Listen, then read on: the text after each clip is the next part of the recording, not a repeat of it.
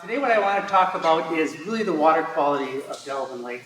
And when I talk about this, I'm trying to think if I can say I'd never collected a data point in the lake.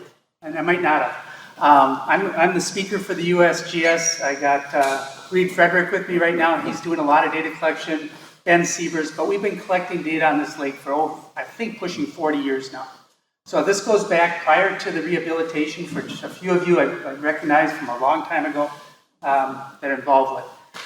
What I'm going to do though is I'm going to start off talking about the water quality of the lake, and then I'm going to go a step further. Normally I just get into the water quality of the lake and leave it there, but I got somebody in the audience who's going to take this and go further. So Dale, this is for you. What I'm going to do is to talk about the goals that I think should be set for the lake. Some of these we've discussed here, some are set by the DNR, some are going other places, but these are the goals that we really need to improve the water quality. Some of these were set way back in 1987-ish, but they don't hold anymore. So we need different goals. And then what I want to do is to go into some of the modeling that the USGS was funded to do, which goes into you heard what Mary said about a lot of modeling. I'm a modeler and I do a lot of it. And so what I'm going to talk about is trying to take the goals and say, what is it going to take to try to reach those goals? So, like I said, the USGS has been involved with this. Mary, you might want to slide over if you want to see some of this. But we've been involved for about 40 years. During that time, we did a lot of lake monitoring. So we're going out there trying to describe what the lake is doing. And that's what I want to talk a big part about today, is where are we, where were we specifically last year, and how that fits into the long-term picture. And is that changing?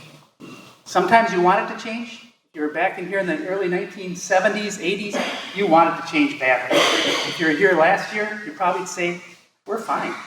Who wants to change it anymore? We also do a lot of tributary monitoring. So when we're looking at this, we're not just looking at the water quality of the lake, we're looking at what's driving the lake, which is that whole watershed upstream. Everything upstream of Elkhorn, around here, a lot of agricultural land, all that's affecting the lake, and we're trying to quantify that. So we're trying to use that to say, where's all this phosphorus coming from? Finally, for me, it's hard not to talk about modeling. What I like to do is to take everything we know, put that into models, and so we can project into the future. What is it going to take to change the lake the way that either you want it to look like or the DNR wants it to look like? The DNR, even if you don't have plans, they have plans for your lake because they're setting criteria and all of that, and you really have to consider that. Okay. So when I talk about lakes, there's really lakes have a regular progression. They start off young. Most of these are 10, 13,000 years old. When the glaciers went through, they're young. They're oligotrophic lakes. They don't have much of a bottom. You know, the only one you can really consider, I always like to use Geneva, but they're not even there anymore. And so these have low nutrient concentrations, low algae, clear water. The only thing that comes close to this really is Lake Michigan now. With time, you keep getting sediment, you get nutrients from the watershed, and at that point we call them mesotrophic lakes. Those lakes have a moderate nutrient concentration. There's numbers for each one of these things if you want to quantify it. Moderate algae, moderate clarity. And finally, the older lakes, the eutrophic lakes. These have high nutrient concentrations, high algae, poor clarity. So if you look at that, what I keep talking about is three indicators. Really the source of the problem, and for lakes in Wisconsin, that's mostly total phosphorus concentrations in the lake. And we can put numbers for each one of these. I'm not going to, but we could. Chlorophyll, how much algae there's in the lake. And finally, a Secchi depth, which is describing water clarity. So what I have is, those are the indicators, those are the things we measure year after year. Combination of the USGS, Delavan Lake Sanitary District, Charlie and his crew get out there and they help subsidize the numbers, they collect additional ones. All those go into the numbers I'll talk about. Where do we put Delavan in this? Right now it's a eutrophic lake. That's not bad, but it is eutrophic. It's down there, and what I'll try to show you is that it's a little bit too eutrophic. And we really want to start to do whatever we can to make it back up to that mesotrophic category. Okay. Whenever I talk about the state of the lake, one of the first things I always want to do is to say, what was the weather like last year? Last year, if you look at that, this is just a departure from the long-term mean. Everybody wants to talk about global warming. In the summers in the Midwest, they're not that warm. Sadly, everybody wants to talk about it. It's not that warm. And in fact, if you compare this period to the 30 years from 70 to 99 during the summer, it's actually cooler than average. So all this stuff, when you're talking about it, yes, it's warmed up in the springtime, it's warmed up in the winter. In the summers, it hasn't really increased the temperature. Precipitation, when you look at that, this is the bottom one. We had a series of wet years. And so that was a lot of people complaining about the water quality, worrying about high water levels. Last year was extremely dry. When you look at it, during this period this is from 1984 to the present, it was the driest year, those 12-month period that we had on record during that time period. With that, as I'll show you, it's brought in less water, less nutrients. That's why I was saying if you look at last year, a lot of people are probably really happy with the water quality. If we could keep dry years all the time, we'd be in good shape. Okay, so let's say looking at the monitoring the water quality of the lake, this has changed through time. If we go way back to the beginning, we're monitoring at 3 locations, the north side, the center, and the south. So we're measuring at 3 locations. We went through a pretty rigorous analysis trying to show that we really don't need all that. We could get by with the center of the lake. That held up for a long time till a few years ago, and then we reevaluated that. And once again, we showed that if we just look at the center of the lake, we could get a pretty good picture of what the bulk of the open water is. Right now, there's a real question about how to monitor the near shore. I'm not talking about the near shore. Okay? I'm talking about the bulk of the water at the lake. There's no real way of monitoring the near shore right now. Although the EPA, the DNR are just trying to find a better way to monitor the near shore. Okay. So what do we find here? Well, if you look at this, we've got a long time series. This goes all the way back to 1943 for phosphorus concentrations. That's the indicator of the source of the problem. If we look at 43, we're down here about, I'm going to change these, I'll move the decimal point over a few, but a number like 50 micrograms per liter is where we were. And then by 72, we're way up to about 220, 230. At that point, there's several publications out there that said that Delavan was the second worst lake in the state. Then there was this big, if you go over to the town hall, you'll see this great big thing there's this a period that they stuck in about $7 million, all kinds of work, going through, killed all the fish, elmed it, restocked it, built wetlands, all that. I'm not going to talk about that today. That's a story in itself. But it's gone through a massive change. Came out as looking like a swimming pool for a few years. Great. It was great if you didn't like to catch any fish, although there were a lot of small fish at that point. And then it came back out. We hovered around here for a while, and then we dropped again. And there's sort of, if you go through, there's a lot of different management things that have been done, including dredging that they're talking about today. And that looks like this jump right here where it dropped a little bit. That did follow dredging. I'm not 100% sure that's what drove that drop, but it might be, and that's what we'll see when the dredging is done again. Okay, so that's just the long term. Now, these are all measured from the center of the lake. Those are all measured at the center of the lake, right? Yep. We do have some from the other places, and we can look at it. They're all showing the same thing when we had the data. Is there a particular depth that you use? This is all the surface. That's just the surface, but we do a lot of other measurements. I'll show you some of those from the bottom of the lake to show you how those have changed through time. And those are the source of the problem. We do have some nitrogen numbers, but this was just phosphorus, which is considered the real problem. Okay, so what happened back in the late 1980s is that they rehabilitated, they went through massive rehabilitations, and they came up with specific goals for the lake. I'm going to try to convince you that we need different goals now, but back then, the goal was set for phosphorus at 34. Okay, and if you look at where we were last year, that red line is 34. We're hovering right around there, down below it for a big part of it. And so if we could get that, that's not bad. But we were a little bit below 34 last year. I think we were about 30, if I remember right on the numbers. But you can see we were at the goal or a little bit better than the goal, at that goal. Now, if we put a whole bunch more lines on here, I'll go back and forth. That's today or last year. And here's a series of those. I could put on a lot more. I could put on 40 different lines on here. But what we have is, the red one is 1972. There was a graduate student from Wisconsin that was doing some work here, so he sort of gives us that framework of how bad it could be. And these other ones. But if you look at the green line, last year, it was almost one of the better ones. So if we could keep it at last year, that's really, that'd be great. So we had in terms of the state lake, the source weren't good. Last year was a good year. Okay. Now that was the surface. You're asking about the bottom. What happens in the bottom of lakes? There's a stratification. That's a thermocline out there. If you're swimming, you go down a little deeper, you can feel that cold water. Below that, a lake is, that's been eutrophic for a while usually runs out of oxygen. The oxygen runs out. At that point, the phosphorus in the sediment comes out of the bottom. So in addition to the watershed, you got phosphorus coming out of the bottom. And so what we do is we measure that. And so, like right now, if I went out there, there'd be oxygen top to bottom. The phosphorus concentrations would be low. Once it stratifies, the oxygen starts to run out and it starts to bleed out of the water, out of the sediment. Okay. So, what do we see? This is just last year. It started off really low. Then as the summer went on, it stratified, ran out of oxygen, and you see that phosphorus concentration going up. Way back again in the 80s, they put an elm treatment in here trying to trap that phosphorus down there. That ran out a long time ago. But it went up. Okay, so that's just a one-time series. Really what's interesting is we start to compare that through years. Okay, so there's a mess of lines on there, but this green line again is where we were last year, and it's one of the lower ones, which is a good sign. It's saying there's less phosphorus coming out of the bottom than there is in most years. And in fact, last year, it was the lowest. When I quantify how much phosphorus came out of the bottom, it was the lowest one I had since we have good numbers. So that's good. And I think the part of the reason that it's lower is that the whole lake is coming back into equilibrium since Elkhorn diversion and other kinds of things. So the bottom is gradually coming back into a new equilibrium, which is lower than it used to be. I think that's what's going on. But it also could be a dry year too. Okay. So the next one is that was the source of the problem.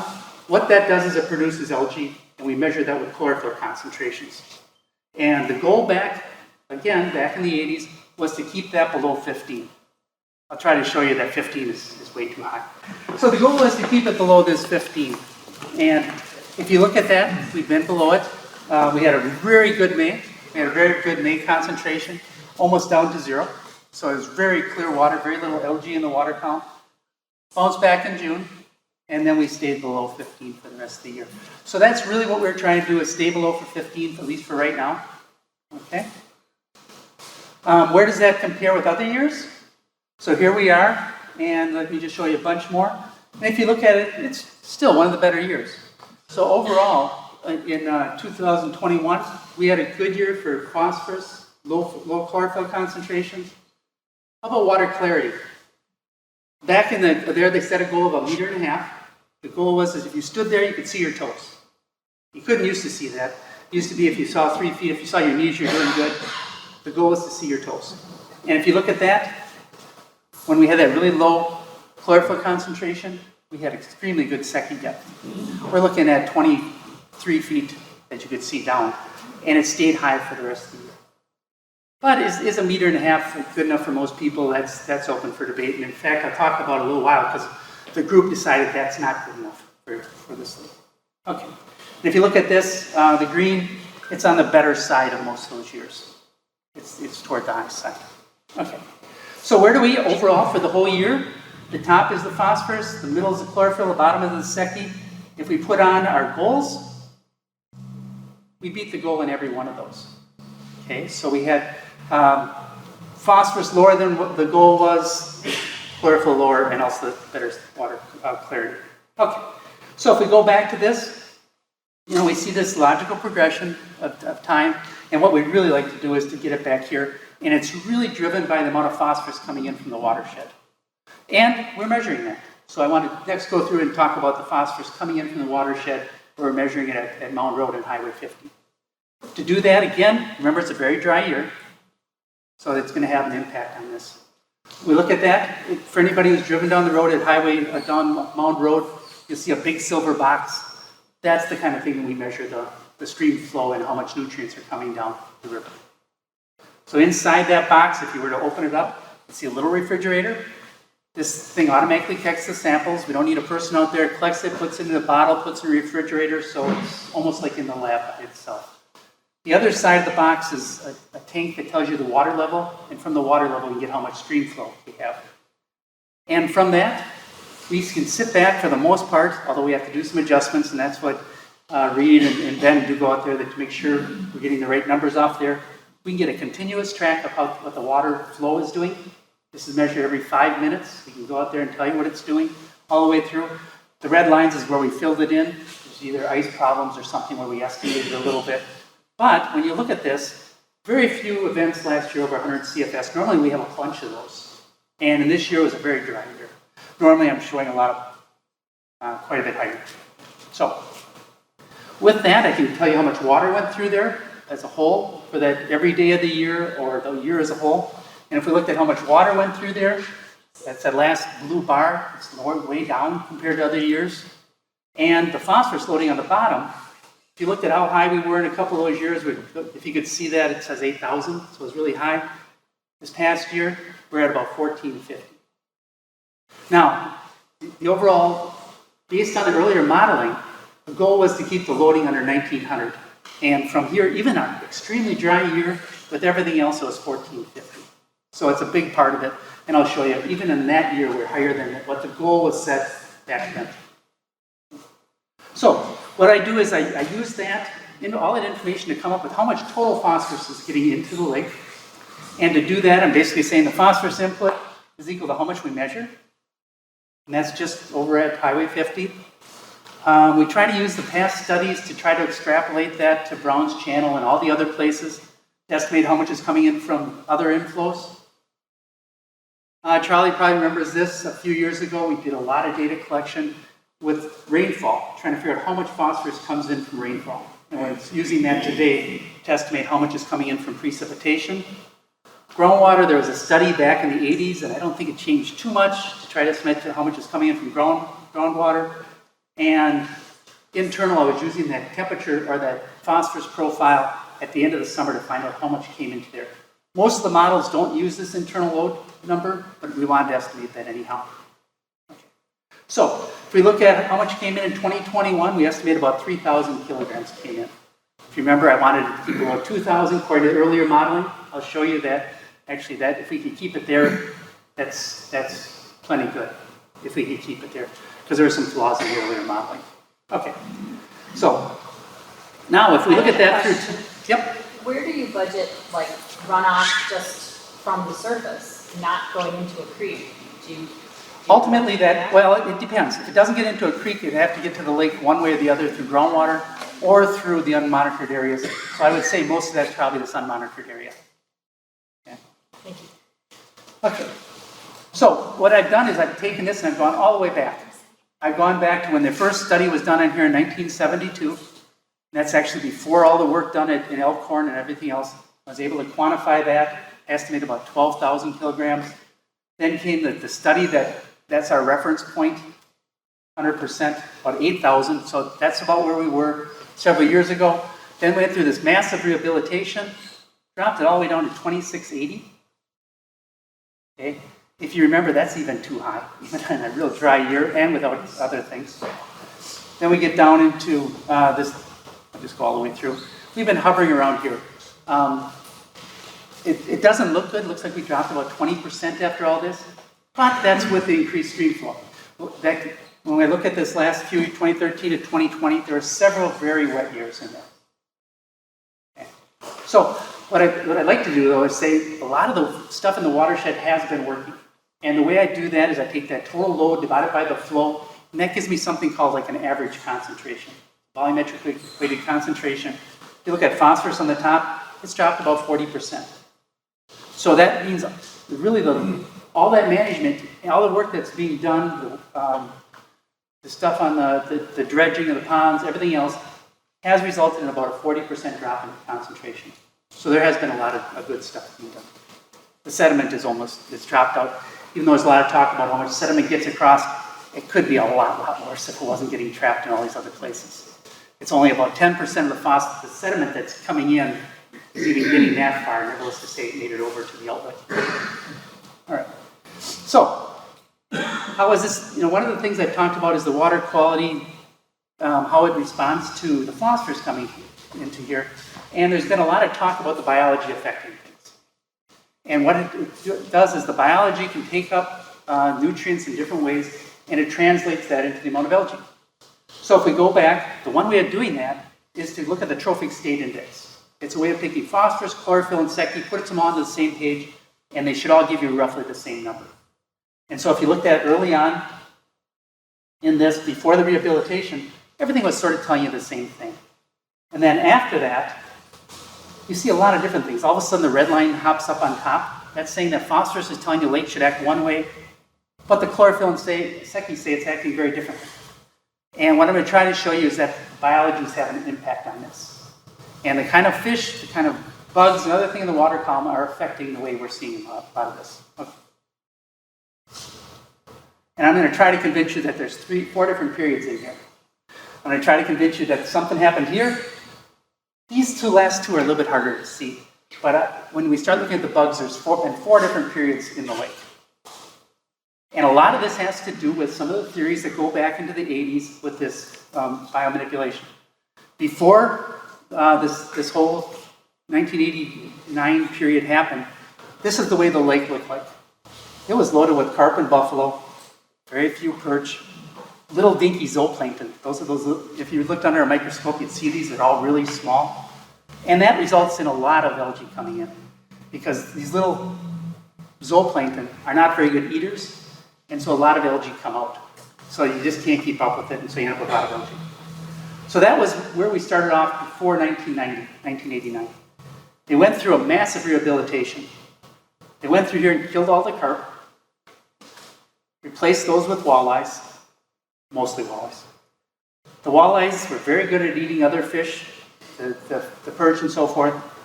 Ended up with big zooplankton, who are very good. You can compare those to like vacuum cleaners, and they were able to keep the algae down. So that means that for the same amount of phosphorus, you get a very good clarity. That's sort of the theory behind this, and I'll show you why I think that. And a really reason why when you replace the fish population, the way they do that is if you look down their throat, their gill rakers, if you have all these planktivores, mostly these other ones, the buffalo, carp, up here, only small ones can get through here. But if you have things like walleyes running around, you get big zooplankton out. So that's the theory behind it, is you would be replacing one with the other, and you get these guys who are much better at vacuum cleaners. So now that's phase 2. So what we end up with is, after you get rid of or bring in the walleyes, you end up with big zooplankton, and it keeps the algae down. Now, if you go further with this is phase 2. The lake didn't stop there.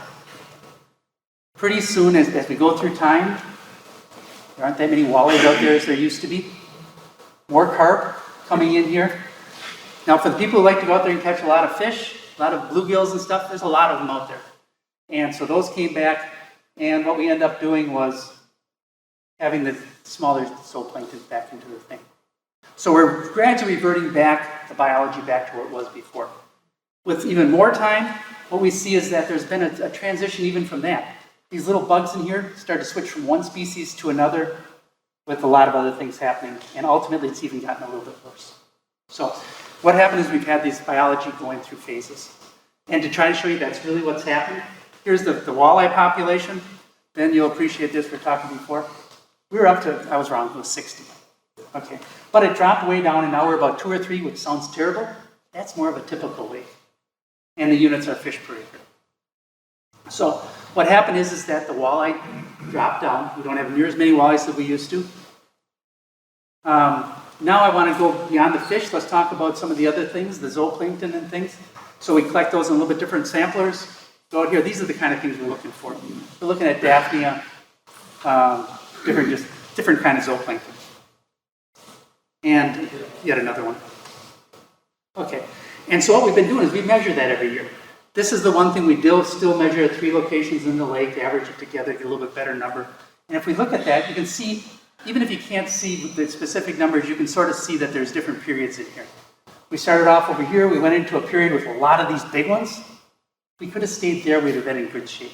That's when we have a lot of phosphorus, but low chlorophyll and so forth. So that's what we'd like to do. That's the phase 2. Phase 3, we sort of went into this middle size. And we finally went into phase 4, where we got rid of everything almost, and mostly moved into copepods.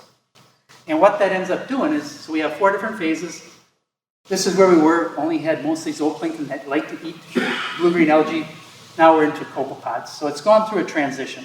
And it's mostly, are we where we want it to be, which is a lot of blues? We're close, but we're still not there. it would have been nice to keep the big zooplankton around.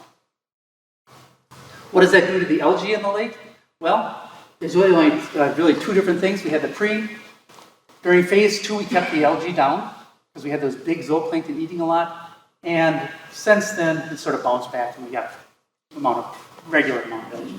So that big that big fish manipulation is sort of over. Okay. So what we see is we had the pre-manipulation, strong fish effects right afterwards, followed by more of a transition phase into those smaller zooplankton, and finally mostly copepods. And so we're seeing a little bit of a transition in the way the lake is working. Okay. How would it affect if we change the fish populations even further? We've been talking about adding muskie into the lake. There's a lot of discussion about this. Well, if you think about this, yeah, they would have some effect. If we eat these, if we go through here, we could potentially eat some of the perch out. We'd eat a lot of other things. So if the muskies were eating the panfish and things, that'd be good. Some people might not like that, but it would be good for what I've been talking about. But more so, when you add these muskies, the hope is that they're going to eat the carp, right? That's what the talk is. Now that doesn't affect anything I was talking about. That doesn't affect the size of the zooplankton. But what it does do is, how do carp eat? They go around and they're stirring up the bottom, stirring everything up. You get those, and it keeps the phosphorus down in the bottom sediment. So it's that they don't really affect that whole thing I was talking about with zooplankton and everything else. If you put the muskies in and they eat the carp, you're going to keep the phosphorus in the sediment, and hopefully we'll see the phosphorus concentrations drop, and it's still a positive effect. Okay? So it's a little bit different. So it's not having that effect through the food chain, it's keeping the phosphorus concentrations down in the lake. Okay. Are the ponds still working? That's the other thing that was open that we've been talking about. Well, one of the things that we used to measure this every year. We'd go out there and measure the ponds and how they're filling in. This is where it was in 1992, and it gradually filled in. And we used that data to go out there in the past. Now what we're doing is redoing it again, but we're doing it a little bit differently. We're using more high-tech instrumentation. This is actually readout here. And we're using sonar to go out there to try to tell us what is the bottom of those ponds looking at. So instead of just going out in a few places, this is the track of where that thing went. So we went out, these lines that are straight across are following the old ways, plus we have all these other lines. With all that information, we'll be able to describe the bottom of the lake, and at least for sure in the east pond, we're going to try to get the total volume of soft sediment. We're having some problems in the other ones just because they're so shallow. They're only about 2 feet deep. We're having problems just because of that depth, trying to measure what's below it. But that's what we're doing. And once we get that, we'll be able to do this not only through time. So this is, right now we hopefully get the top and the bottom from that. And then once we do that, after it's dredged, we go out there year after year and see how it's filling in. And the reason for that is we want to create a line like this. What we really want to see is, even though you don't think about this, you want the ponds to fill back up. See, that costs money and everything else, but that's what you want. You want those ponds to trap everything that's coming in from the watershed, and the only way to do that is to get shallower. And so you want them to get shallower. You'd rather keep the sediment back on the fields, but if you can't do that, you want these ponds to work. That's the whole reason. And so the idea is to dredge them and try to trap everything so you can dredge them again. So that's what we did last time. And when you see this bend in the curve, that's sort of saying that they're not filling like you want them to. You want them to keep filling. And so when you see that again, then it's time to start thinking about when to dredge. And we did this last time. We sort of said, now it's time. We said in about 2002, with all the red tape and everything, it took about 6 years to finally get them dredged. So, okay.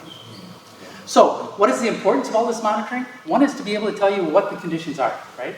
So I can tell you what the real water quality is. Not what Mary tells me or somebody else tells me. These are real numbers that we can go through time and actually make good comparisons. We want to understand the various factors that are affecting things, which are controllable or not. Hopefully we can use some of this to understand the factors, give it to sewer pack, and they can come up with plans to reduce this further. Finally, we want to use this to learn to help manage the lake. What I was saying is to give the money, give all this to sewer pack so they can come up with plans for the lake. But we can also use this to see what actions are needed to reach new water quality goals. And now I was telling you that we've reached all those goals that we had. But are those really the goals that we wanted? Should we be setting new goals for the lake? Are we happy with where we are? Like I was saying before, is that you might be happy, but the DNR might not be happy. And we have to try to keep everybody happy. So we look at that. The old goals were set here. It was 34, 15, and about 1.5 meters. Those were the old goals. But, like I said, those may not be good enough. Is the public happy with the water quality? We went through this and decided that 1.5 meters really wasn't a real goal for water clarity. We want better than that. So we wanted to lower it down. And there's certain numbers that I've been talking about all along that the DNR specifically has numbers in their code that says this is what you should be above or below. So if we look at that, I know you can't see this very well, but this is the DNR. It has this in all their whisk count kind of things. It tells you what you should have for your lake. And for what it does, it tells you what for phosphorus, chlorophyll, and just what, basically phosphorus and chlorophyll. And then based on the type of lake, it tells you what you should have. And for this lake, it's considered a deep, hard water drainage lake. And with that, it says you should have it less than 30. I was showing you we're about 35. We want to keep that below 30. And the goal that was set for 34 was just not appropriate anymore. Okay. It also goes on to say that you should only have algal blooms 5% of the time. An algal bloom is defined by 20 micrograms per liter or higher. You should only have that 5% of the time. And there's very specific ways to measure it. We've been following all that. So if we look at that, and we go through all the way they want us to compute the numbers, they say we want to be below 30. Right now, for the last 5 years, we've been at 34. So we're above that value. That 34 we should have had really should be 30.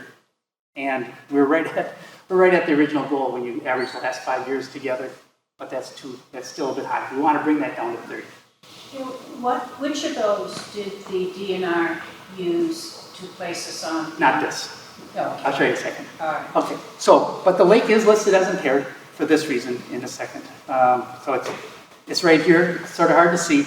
But you're supposed to keep the amount of chlorophyll below 20 more than 95% of the time. Right now, if you go through all the math, we're at about 10% of the time. So twice we have chlorophyll over 20 micrograms per liter, by a factor of 2 too high. So we want to bring that down. We're at about 9.6% of the time. We're above 20 based on all the math you go through. We want to bring that down to 5. So that's saying the chlorophyll is too high. Right now, if you go through the math, we're at about a mean about 10.6, a geometric mean at about 9. We want to bring that down. So we were saying it was 15 before. Really, it's closer to 10 than we should have had for the goal. So, is Delavan Lake impaired for water clarity? No, there is no number for that. That's when we had the meeting, we went through it, and really the problem is that if we pick 1.5 meter secchi depth, and then we average June, July, and August, you go to June almost every year. If you look at June is this one right in here. We're going through here, and sometimes even if you brought May into it, sometimes you get the clear water phase, and you can have very lousy water clarity in July and August and still meet that. So that's why the DNR really only looks at July, August, and the first part of September to look at that. And that's what, as a group, we looked at that, came up and said, really what we want is closer to 3 meters, and I'll show you why. Yeah, I'll show you that in a minute. So that's what we did. We had a meeting, we discussed that, and really what we wanted to do is to have a goal to keep the average secchi depth at 3 meters, which is closer to a good year right now. And we wanted to be careful because we also want to look at that. The evaluation period is July to September. We also want to look at June just to make sure that the June months are still doing well.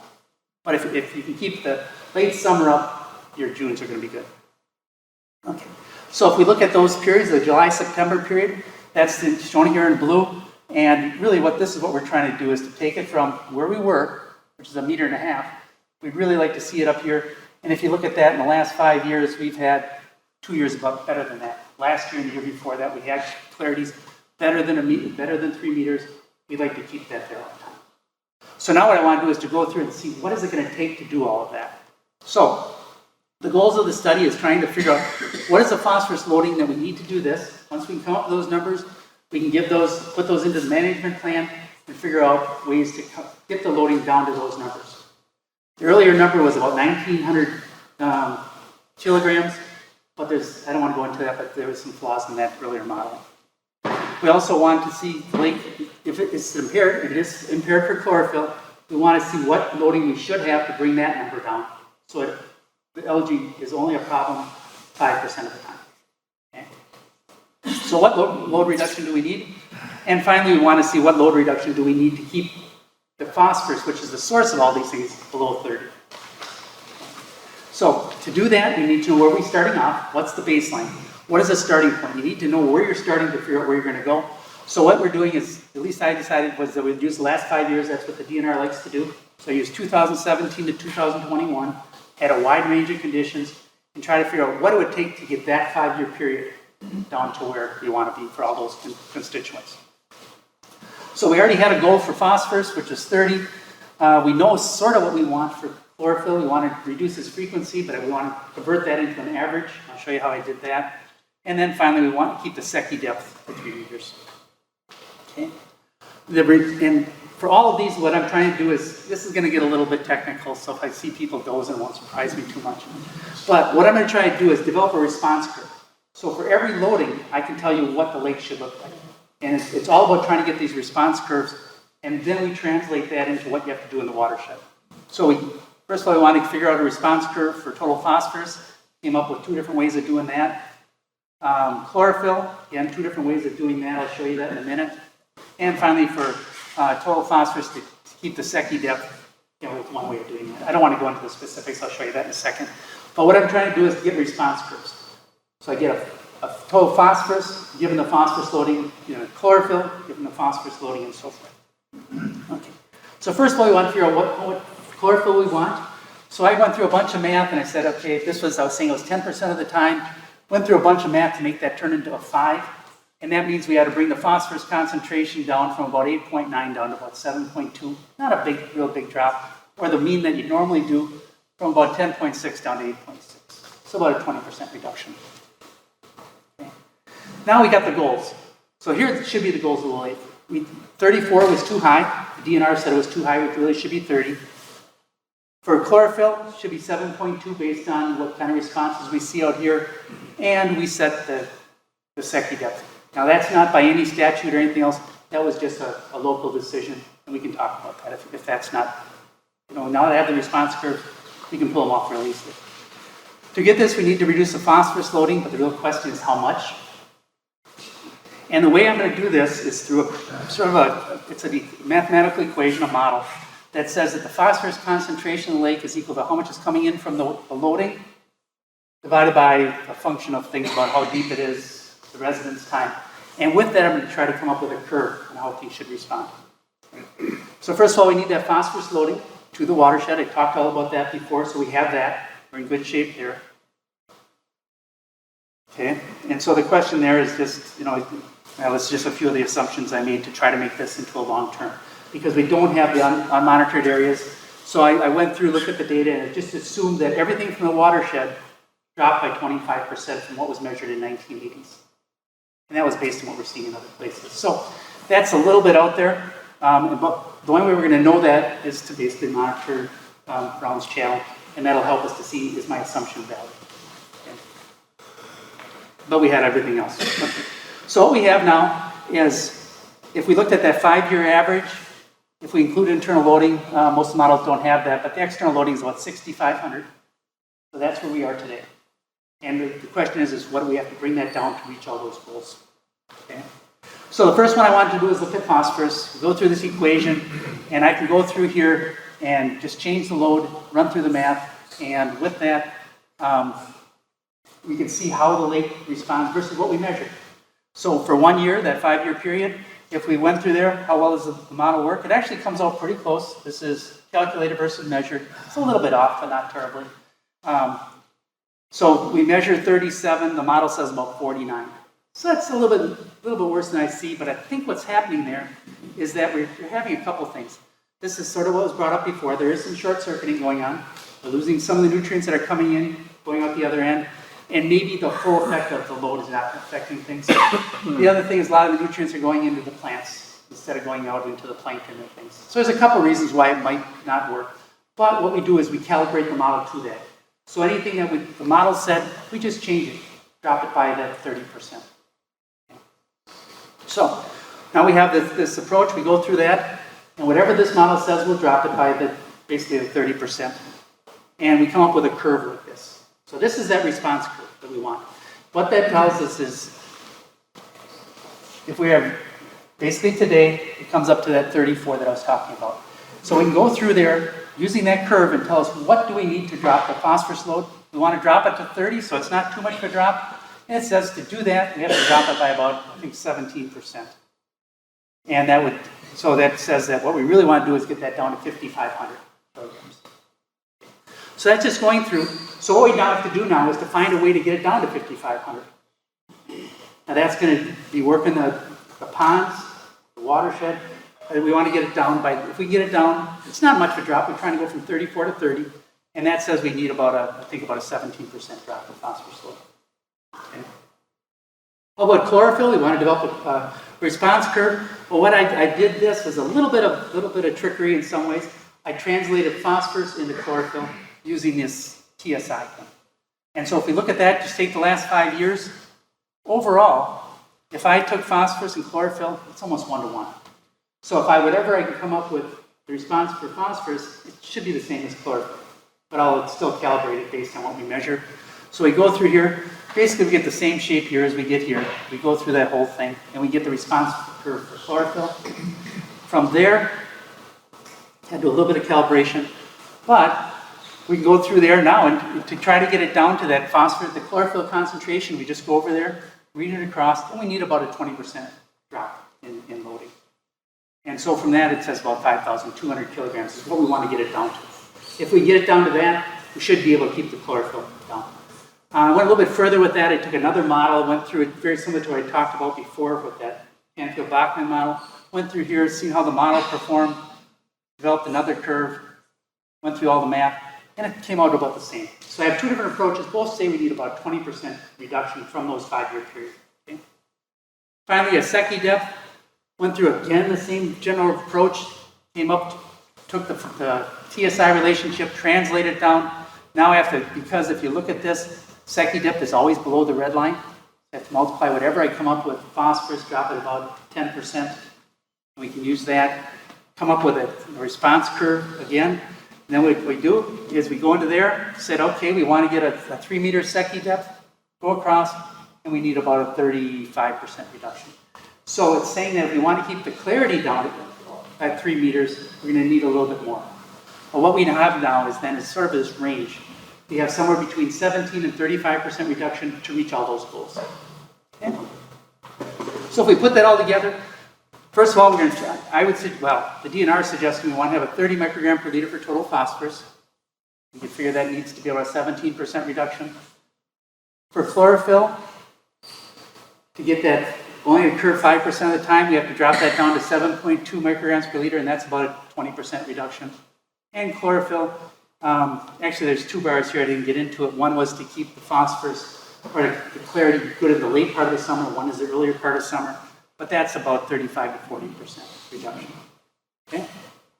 So if we look at that, here are the old goals. If we look up here, it was 34, we're talking about dropping it. Here the chlorophyll, it was 15, we're dropping it pretty significantly down to about 7, or about half of that. And the Secchi depth, which was 1.5 meters, we're talking about raising that to 3. So, in conclusion then, really what we need, in order to get all the goals that I was talking about, we have to get the phosphorus loading down by about 40%. But that's trying to get all of those. If we hold off a little bit on chlorophyll, on Secchi depth, it'd be closer to about 20%. But that really, how far do you want to go with it? The Secchi depth is the only thing that is not sort of forced by somebody else. So we want to get that thing to come from about 6,500 down to about 4,000. Now if you go to that, if you think about this, when I first started off, I was saying that we wanted to get it down to about 2,000 kilograms. There were some problems in those models. And really what they probably should have came out was closer to 4,000. So it's about double. And, because what I was saying is back in the 1980s, they came up with about 2,000. I think it really should be closer to 4,000. And we make that some years. This past year we did it. It was a dry year, but we were better than that.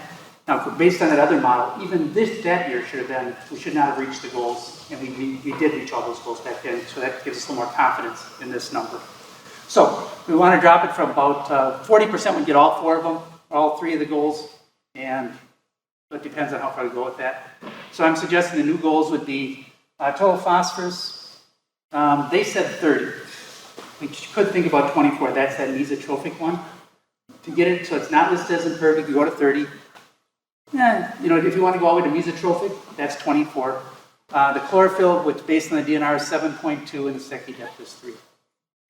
So that's where we come into it. Whether we want 24 or 30, would be listed as, so it would be no longer listed as impaired. Now, I did say I had to make a few assumptions just because we were only measuring Jackson Creek.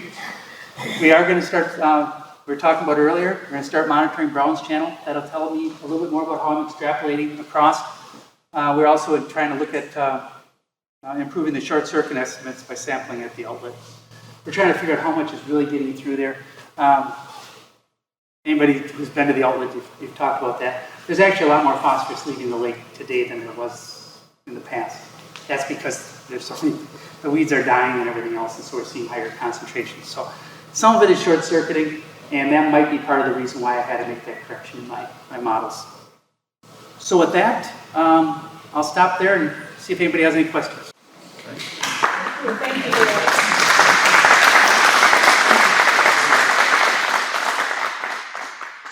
One last thing is I am on the internet, and if anybody wants to send any other questions, they could go through Mary, or I talk with a number of people in here pretty routinely.